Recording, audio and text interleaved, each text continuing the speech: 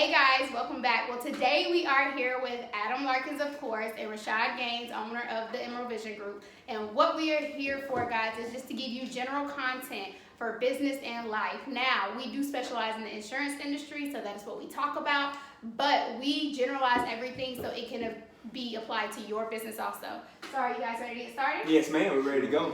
Let's get into it. Okay, guys, so I'm going to ask questions, and I want each of you to answer the questions separately, okay? Okay. All right, so question number 1. What is one thing that you still currently struggle in business and life? You can tie those into one if you want to, or they can be separate. It's whatever you choose. I guess you're looking at me, so I'll go first. Yeah, I'm about to say. One thing I still struggle with in business and in life, I would say discipline. Discipline is the word I would use for a couple of reasons in business, especially when you're your own boss or your own CEO, your own entrepreneur, right? Being disciplined is everything. Like, cause nobody's making you do anything. Nobody's gonna wake you up in the morning. Nobody's gonna make you get on the phone call and set appointments with clients. Nobody's gonna make you, run ads and recruit people. Nobody's gonna make you do anything when you're your own business owner, right? You have to have the discipline to set your schedule and live by your schedule. And in life, same thing, right? Let's say I always have a goal of I want to have a rocking 6-pack by the summer. I always say that, but I don't have the discipline to get up, eat right, and hit the gym on a consistent basis. That's why I don't have a 6-pack, right? Years ago. Rashad, what do you think about that, man? Well, since you stole mine, I'm not gonna lie to you. You're the same one, man. No. I'll say humility. Like for Okay. me, in life and in business, you're gonna come through and you're gonna come in contact with different obstacles, right? Yeah. Like you're gonna be at this point, because once you catch your groove, I know if anybody's like me, once I catch my groove, you can't tell me nothing. Like I found it. I've been through my struggle and I found my way. I'm in my groove. But one thing about life and one thing about business you're gonna understand is that it's gonna be constant correction and immediate action. We talk about it all the time. So if you're not humble enough to understand that this may not be working for what we're gonna be doing further, then you gotta get out your own way. Okay, so can we go a little deeper, and can you explain how a new business owner would, quote unquote, get out of their own way? They're just now starting out. They have no idea about the industry they're jumping into, but they're taking a leap of faith. How do you say, I'm going to stick with this even when the times get hard? I'll give you an example with me. Like, I came from a sales industry, and when I first got into this particular industry, I thought I knew it. Like, I was great at sales. Like, I already know what I'm doing. You ain't got to tell me nothing. Yeah. And then I went into my first home and tried to sell a policy, and I fell flat on my face because I didn't know the actual process of what we're doing. Okay. You see what I mean? Yeah. Seeing as how I know that much, so I had to go back, plug into the system, realize exactly what I'm doing and how I'm going to be operating in this particular field. And it was able to help me correct my, not necessarily the sales process, but take the sales out of it, understanding just people having a conversation.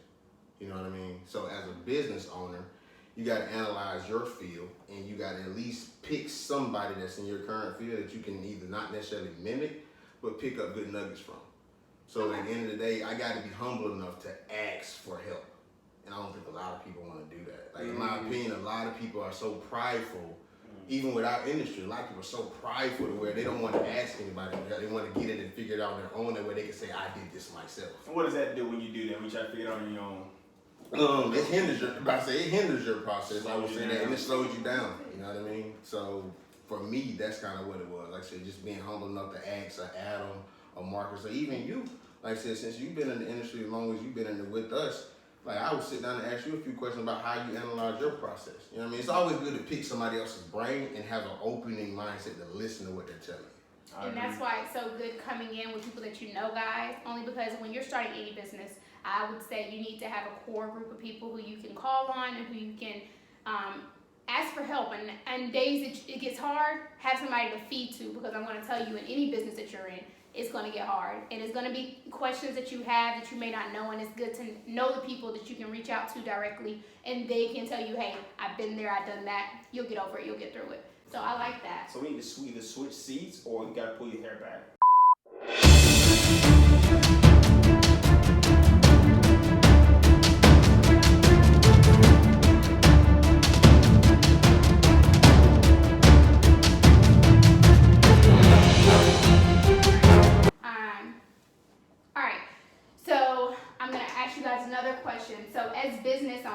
know this seems so minuscule in the pile of questions that I could ask, but please tell people what you guys do please tell people what you do as business owners during your free time, because I think that alone develops the kind of business owner that you are.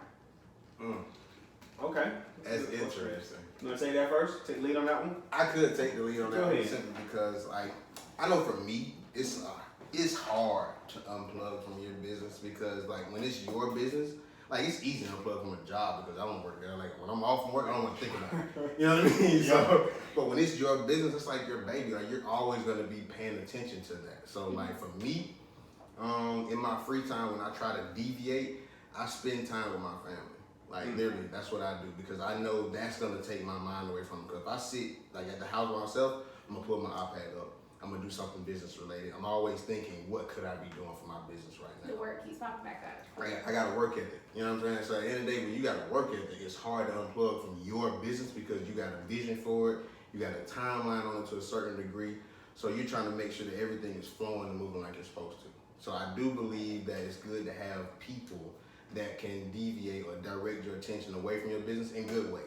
Because you got certain distractions that take you away and throw you off your game. But let's say us having this conversation right now, that's not necessarily me thinking and running my business, but it's good, fruitful conversations and information that I can take back and use for my business at a later time. But the type of business that you're in, creating content will always be work. So you get business and pleasure in the same little content. But you know what's funny though? This doesn't feel like work for me. Don't feel like work. You know what I mean? And I can take that all day. Like, I'm cool with this. You know what I mean? If this is work, I'm great with it. Sign me up. Sign me up. You know what I Sign mean? me up. But I mean, it's interesting to hear your take on it, man. Like I said, you got a whole family that you got to focus on, so that unplugging is critical. Unplugging is critical. Unplugging is, I think, baby, you know as well too. Unplugging is hard to do when you have your own business, kind of like you said, because this is everything, right? This is going to get you to that next plateau in your life where you're hoping, right? So you want to invest everything you can into it. But what helps me out is having a core belief system, I would say, in terms of how I structure my life. So God, family, and business, guys. God, family, business, in that order too. It doesn't deviate. So when I'm not working on business, I'm intentionally focusing on my spiritual relationship with God, for one, then my family, right? If I'm focused on those two things, I can't really go wrong. But as far as like you're asking like specific things, what I do, reading, right? Listening to other people, motivational people, whether it's a sermon or a motivational speaker, whatever the case may be, something that's enriching. I think that helps me out too. It's kind of like I heard somebody say it recently, the type of music that you listen to, right? And it's kind of like if you listen to a bunch of negative music, it's similar to hanging around a bunch of negative people. Right, so I watch what I'm listening to. Pastor said that, and it makes a lot of sense because if I'm listening to certain music all day, it's just like I'm hanging around a bunch of negative people all day, right? So I try to limit, how much I listen to certain things. We all like listening to good music and dance and having fun. I get that, but the majority of your time should be spent doing enriching things, the things that add value to you, because we're in a business where we deal with people, and when we're dealing with people, we need to have, my hands are going to move, this is how I talk. So when you're dealing with people, right, you have to have something to pour back into them. Exactly. If you're not letting anything come back into you that's enriching your soul, adding value to your life, you won't have anything to pour into anybody else's life. So those are some of the things that I do. You remember when we was working in corporate America, we used to say that to ourselves, like, man, I feel like I'm getting dumber by not reading. Yes. I'm always having to dumb something down to talk to somebody, so I have to plug into another source to get that extra that I'm missing. That was true too. Like that's critical. And like I said, you said a lot, man. As far as like mental, physical, and spiritual, key points. Like I said, you have to plug in. That's why I'm glad I have you guys as friends as well as other people. Because the thing is, in my physical aspect of life, I got somebody that's already doing the physical things that I want to get done. Makes sense. So I can lock arms with them. Spiritual part of life, I got somebody that's already doing that, so I can lock arms with them. Makes sense. And as far as the mental, we all got a book club. We all got certain books that we read necessarily to feed our minds. So you got to have people in certain parts. And as long as those people are in your core group, like you said, it's a whole lot easier. It's hard to lose, ain't it? It's hard to lose. I feel like it's hard to lose when you have people, all different people who are in agreement with each other. Yes, sir. In agreement. People are different people coming together with a common vision. it makes it's first of all hard to stop that anyway. What is that called again? The momentum. The momentum, but I could have swore Eric Thomas called it what? A covenant. A covenant with a core group of people. That is Having a bond with certain people. Look at you. And listen. E.T. did say that, and we watched a sermon with Bishop T.D. Jakes who was talking about the power of agreement and how different people come together, and once they have the same vision, it's hard to break that strand. They said I think it was a 3-chord strand is not easily broken. So you got 3 people weaved in together, doing the same thing, and it's going in the same direction. It's hard to stop it. It's hard to stop that momentum, hard to stop it, and it's really hard to stop it. Like, nothing can stop it but God himself sometimes. That's how I kind of feel with us too. I feel like we're in a direction, we're in an industry, we have an opportunity where the only people that can stop us is us.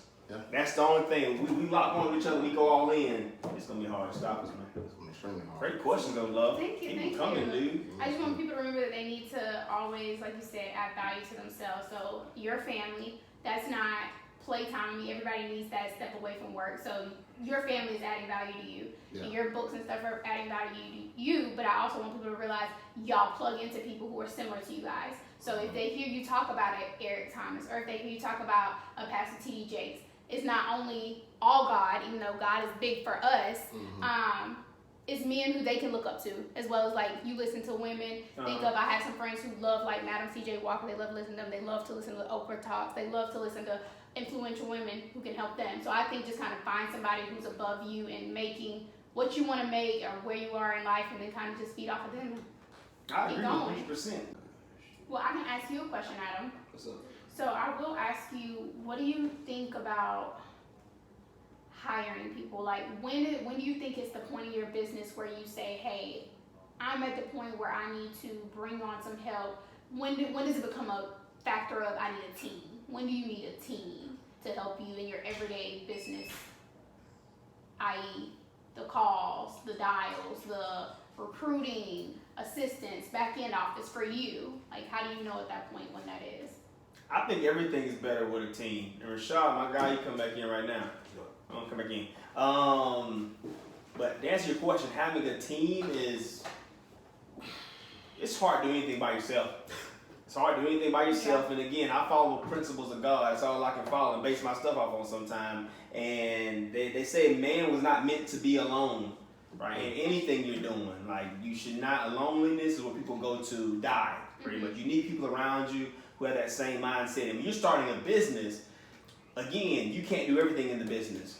Like, if you're trying to do all the sales, you're trying to do all the recruiting, like, that's going to get tiresome on you. It's only so much you can do because there's only 24 hours in a day, right? And about 8 to 10 of those hours are actually working hours. Yeah. So it's only so much one person can get done in that 8 to 10 hour span, right? When you add on other people to your team, now you can make more sales. Now you can recruit more people. So if you don't care what business you're in, especially our business though, in our business, our industry, having a team of people, having people, when you're trying to help other people, it helps boost you up too. If you by yourself, nobody can raise you up. Like, nobody, it's all up to you, your energy, your effort, 100% everything is on you. And that's a lot for anybody to take. If people that have families, kids, want to have fun outside, you won't have any life at all if you're working your business all by yourself. Your business will consume you pretty much to where you're working everywhere. Rashad, what do you think though? I'll ask him because he actually wasn't in here. I'll ask you, at what point did you say, hey, like, my business is big enough where I need to bring on extra help? Like, when do you know that it's that point to bring in others and be able to support them as well as yourself? I think I had to get to the point to where I had to realize I was doing a lot. Okay. You know what I mean? Like, that's a general statement, but I'm gonna break it down for you. Pretty much, I realized that when it came to recruiting and when it came to bringing on an assistant, I heard this quote one time. It says that you will lose more money by not trying to spend less to help somebody out. That's good. You see what I'm saying? And basically what it is you don't want to spend the extra money for an assistance, but you're actually losing more money because you're doing all this stuff on your own, so you're wasting more time. Yeah. When you bring somebody else on to help you alleviate that time or redirect or repurpose that, you can focus on one thing, right? Mm-hmm. So when I realized that is when I started, entertaining the idea of getting an assistant once I saw how y'all business was flowing. Yeah. Like, I'm a man of observation. So at the end of the day, I'm gonna sit back and I'm observe the situation until I can figure out, okay, I can make that work for myself. You know what I mean? So at the end of the day. But like you said, man, when it comes to working with people and you want to be a lone ranger, a lone wolf, that's a lonely path. You know what I mean? It is. Like I said, trust me, it is. And the thing is, I keep referring back to that one sermon that we was all on at 4 o'clock in the morning with Eric Thomas, and he said, like, one person who thinks that they're alone in this world, who wants to move along this world, is that one person who can't get on the same accord with multiple people. Yeah. You know what I mean? Like he said that. So at the end of the day, when you got this whole thought process of, I'm good, man, I'll make it on my own, self-made and all this, you just don't want to get on the same page with a lot of people. Self-made. Self-made. I know that will pique your interest. Hashtag self-made. Hashtag self-made. There are some self-made people, but they'll never level up to the point that they'll never elevate to the highest point they can, because like you said, you can't do it without someone else. I mean, I would think that I was quote unquote self-made. We all came from humble beginnings. Mm-hmm. We all got the same 24 hours, and we all poured ourselves up out of our situations. You know what I mean? It was between us, and then once we got to the place where we accepted God and said, hey, look, God is a part of this too. I had a struggle with doing that. I know I did, but I'm at a place. I always believe in a higher power. Yeah. But you always believe in your own work ethic and your own, like it's faith without works is what? Dead. There you go. So at the end of the day, I know I'm out here working. I know I'm out here doing this. I feel like I'm out here doing this on my own until I realize that, hey, look, you're here for a bigger purpose. You know what I'm saying? So when you realize that part and you start getting on the same page and the same accord with people who are moving towards their purpose, it aligns up so much and it makes it so much easier.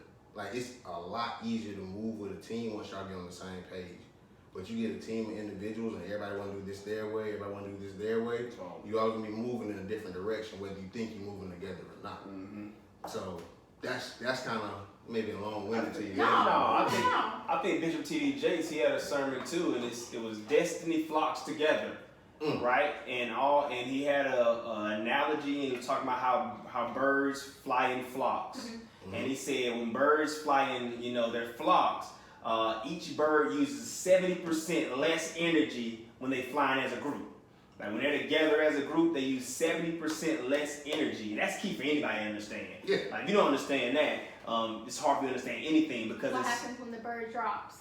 When one bird drops, another one, two drop with them to kind of make sure you get back going on the same path. But again, it's the same concept of having a team. Having, hey, when somebody else drops off, if we're still all going in the same direction, hey, whoever's in the back, help the person, help them up. But we're going to keep flying. You just catch up when you get there. We're still going in a certain direction. And it's funny, man, Christian Pounder, shout out that boy Christian Pounder. Yes, sir. I was talking to him a couple weeks ago, and he said, he was like, it's funny, Adam, because he painted a picture of a horse pulling a buggy. And he said, one horse pulling the buggy, let's say it has 60, horsepower, right? And let's say you add a second horse to help pull that buggy, naturally you would think it'll double and be 120 horsepower, right? But actually what it does, it actually multiplies, right? So it multiplies the actual horsepower that pulls that buggy. So having a team, like, it just makes sense. When two people are highly motivated, 2 or 3 people are highly motivated going in the same direction, each person's gonna try to match the other person's energy at all times. Which is not gonna be it's not gonna be an additional effect, it's gonna be a multiplication effect. It's gonna, and in any business, the goal is to duplicate. And I'll ask, following up with what y'all talking about, so stay where y'all are. I wanna ask y'all, is it hard? And I guess I'll ask you, Rashad, more than, but Adam, you've been in that space before when y'all were, prior to insurance, when y'all were doing other business ventures, trying to find y'all's way, you were up under, somebody hired you. So I would say, is it hard staying, I guess, humble? Is it hard staying humble, looking at someone that you know? And does it make you want to, I don't know, necessarily pull them down, or does it want to make you help pull them up? I think that depends on the person's mindset. Okay. You know what I'm saying? I say that because I've always been somewhat attached to Adam. Like, I always throw it back to him. Adam was the person who put me in corporate America. He's the first person to get me a job there. Now, once we got there, I'm such a competitor at heart. You know what I'm saying? Like, I'm not going to let him outdo me. It's not to necessarily take him down, but the thing is, I developed a mindset that I like to compete with people, not against people. Okay. You see what I'm saying? And when you compete against people, you want to hold stuff back. That way you got the upper hand and all that stuff like that. That's not what I'm here to do.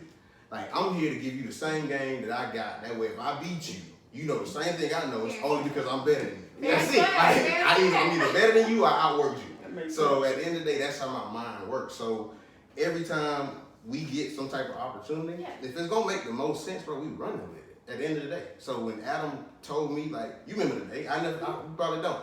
I pulled up to y'all house, and Adam had that challenge of sitting outside. And I walked in the house, and I said, "Give me them keys, man." You know what I mean? I never forget it. I was working 19 hours a day at a plant and a restaurant. I was working 12 hours from 5 a.m. to 5 p.m. and then from 6 p.m. to 12 a.m. And I was doing it every day. And I was spending my wheels. I think I made like maybe $400 or $500 a week doing that. And Adam leveled up. Like Adam was in K's and then he went to Verizon and he got the car and I pulled up and I came back inside and I looked down and said, "Bro, Verizon did that?" He said, "Yeah." I said, "Well, put me on." At the end of the day, put me on. And I BS you not. 5 months later, I was in Verizon. You know what I mean? And then same thing with the insurance. When Adam left, Adam said, "Bro," I said, "Is that it?" He said, "I think that's it." And then once he got serious with it, I slid in that direction. And that's where I am now. It's not, How long have you been in? I've been in the insurance industry a little less than 2 years, but full time, right at about a year and a half. Okay. Like I said, I BS'd around the first 6 months. Everybody does. Yeah. Everybody say I didn't know, and then once I realized what it was, and I realized that this was gonna get me out of corporate America, I started taking it serious, and I ain't never looked back. I never regretted it. Would you ever go back to corporate America? Never. I would never go back to getting. I would never go back to waiting 2 weeks on a paycheck, ever. You're unemployable. Unemployable. You know what I mean? Like that's the best part about it. And the thing is, I had to be humble enough to ask for help. And I think, like I said, it goes back. People will sit there and watch you be successful and sit on the sidelines and either envy or say, "Let me do something different so I can match that." Nah, man, what you doing again? Okay, let me see what you're doing. Yep. All right, bet. Okay, cool. This is all I gotta do, right? All right, cool. I got it. Once I figure it out, we at the same level. Like at the end of the day, we competing, but we competing with each other, not against each other. In a race to the finish. Makes sense. Why do you think there's a? I mean, I hate to ask the question. No. Right? Why do you think there's so much, competition? Like, why do people feel like I gotta compete against Rashad? So Rashad came in with a great business opportunity, right? Everything sounds great. Like, why don't they move? I think a lot of people have a personal problem with somebody having that whole "I helped you get this" or "I did this for you." So that's something that they got to deal with internally. Like the thing is, if I become successful because you put me onto an opportunity, I'm fearful that you're gonna say, "Well, I put you on, bro, so I don't care nothing about that." You know what I mean? If what you put me into is gonna help me feed my family and help me further my goals and my vision, you can't tell me nothing to steer me away from that. Makes sense. You know what I mean? But I think a lot of people have a problem with that dichotomy of "I put you on, I can take this away from you." Because, I mean, you raised by your mama. I put you in the world, I take you out. You know what I mean? So Yeah. I think people have a problem with dealing with that part of it. And they're always looking for the next best thing. That way they can kind of stand next to you and say, "Yeah, but I did this too." You know what I mean? You had that, but I had this too. Yeah. You may not find that in Yeah. time. True. You know what I'm saying? But my thing is, we got the same vision, the same destination. Our journey is just gonna be different. You know what I mean? We already know we want to retire by a certain age, but I want to retire doing different things. But this is the financial vehicle I'm driving to get there. You want to retire doing different things. This is the financial vehicle we driving to get there. You don't get to the same place. You're gonna have other stuff to get done and do that. And I don't know if you hear this, but I hear this a lot in terms of the industry we're in. People say, "Well, when I make a sale, I don't want you making no money off me." I don't want you making no money off me, Rashad. That's that mindset. You make a sale, I get money. Because the thing is, if you put me into a position to where I can make $500 an hour, it's only right that you get $100, and it ain't coming out my pocket. Yeah, exactly. It's gonna come out your pocket. As long as you say, like, the thing is, I would probably have a problem with it if it was coming out of my pocket, but I still wouldn't because of my mindset. But even in the business that we're in, it doesn't come out of your pocket. You're in corporate America. Like, the thing is, You pay somebody to do that. at the end of the day, people will put somebody onto a job. Are y'all hiring? Yeah. All right, cool. I put you on, right? You get nothing from that. Bring your Just resume reason, in. Bring your resume in. You got nothing out of me working at Verizon. No. But Verizon got everything from that. Yeah, You know what I'm exactly. saying? 100%. 100%, right? Who should get something out of that referral? I would think you would. I mean, hey, look, bro, you brought me up from I made $12 grand in 6 months. My first month of Verizon, I made 12 grand. Yep. I made more in 1 month than I made working 6 months, bro. You deserve some of that. Yep. You know what I'm saying? At least my gratitude. You know what I'm saying? So people they got to get outside of their own mind when it comes to that, bro. Like, at the end of the day, it ain't about like what somebody else can get out of you. And I guess it depends on the person you are, but I don't want nothing from you. I just want to see you succeed. That should be it. That's it. So, Adam, I'll let you answer your own question. Yes. Why do you feel like people Have a problem with you making money off of them, so to speak. Making money off of them. That's the way they concept it in their mind. You making money off of me. Yeah, so the industry we're in, and we recruit people, right, to be direct sales agents for us, okay? In a direct sales opportunity, any direct sales opportunity, somebody's making money off of you in sales, unless you create your own product and selling the product yourself. Like you're working for a company and you're selling anything, somebody's getting a percentage of that profit. With us, and to answer your question, why do people not like it? It's their own ego. Like they have an ego problem in terms of in their head, and they feel like, oh, my friend is making money off me and I don't like it. But I bet if the roles were reversed, they would love making money off you, right? Yeah. So if I would tell you that, and we do hear that, I have heard that before. I would tell people to reevaluate the circle that they're in, right? Because we're not here to beg anybody. We're not here to force anybody to do anything. We're just literally giving you an opportunity to help your situation. So this is an opportunity where if you want to work in part-time, make an extra $1,000 a week, hey, I'd love to have you on. If you don't think making $1,000 a week will be beneficial to you, because you don't want me to make $100 off of your $1,000, and it's not your money for one. The insurance company's paying me on top of what they pay you. So it's like they don't take anything from them. You don't take anything from you, right? So it's an ego issue, and it could be an education issue too. Maybe they don't know that they don't lose any money, but again, they just seek to understand first, right? Ask the right questions, and then again, if your situation is bad enough, like Rashad was talking about, where you're working 19 hours a day, and you don't see benefit in joining an opportunity where you can make $500 potentially every hour if you sit down with somebody, like that's just on you. That's just what I say about that. It's weird, man. That's always going to be a weird ideology to me because you got to think about it, bro. Even coming from the background that we came from, we used to promote parties in college, bro. They don't pay you a percentage of what they feel like you deserve. True. When you're at a job, they're going to pay you a percentage. Sal get his cut first. The company going to get whatever at their hourly rate, and you're going to get paid out of that. Yep. So they're really making money off of you. 100%. Like, the thing is, that's why they do it. We're not making money off of you. You know what I'm saying? It's off the work that the company's going to pay you from. It's not out of yours, it's off of yours. The company, see, I need people to realize that it's a company. See, the thing is, it's a business here. And once you realize that I'm making money off of what you did, not out of what you did, then at the end of the day, it doesn't come out of your money. It comes off of your efforts. And my thing, bro, I put you into a situation, bro, like in any given distribution channel, whatever market we're in, what model you doing? Somebody's gonna get a percentage off what you do. And we have people here making millions, guys. Like we literally have people in the company making millions. And you think about the guys I'm sitting here with at the table now. I'll honestly tell you, in 3 to 4 years, they will be making over millions. Like in 3 to 4 years, I'm guaranteed that they will be making over $1 million, well, a year. And so when you think about that and you have people that you know you could put in that position, why not take the leap? Like, I guess it would help you clean house, though, if you ever needed to see who your friends were. Start a business. At the end of the day. That would help you. At the end of the